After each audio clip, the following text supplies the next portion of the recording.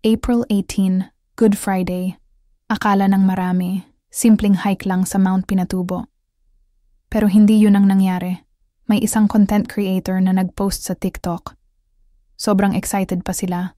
Maaga gumising, nakapack na, ready na sa adventure. Pero pagdating nila sa crossing, boom, may harang. Hindi sila pinayagang tumuloy. Ang dahilan? Ang Aita community mismo ang naglagay ng harang. Walang makakadaan. Lahat ng hikers, tourists, napastop. Tulala.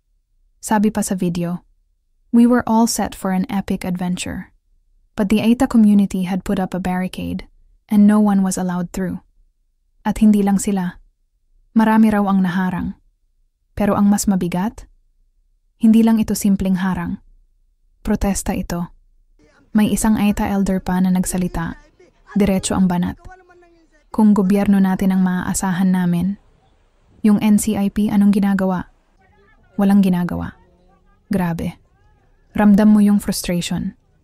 Lumalabas na matagal na palang may usapin dito, na ginagamit ang lupa nila sa turismo, pero parang hindi sila kasama sa plano.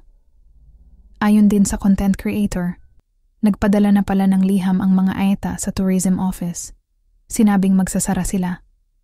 Pero mukhang hindi ito nakarating sa mga tour coordinators, kaya ang ending, ang mga turista ang naiipit.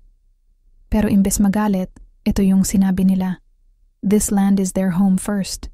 We chose to turn back out of respect.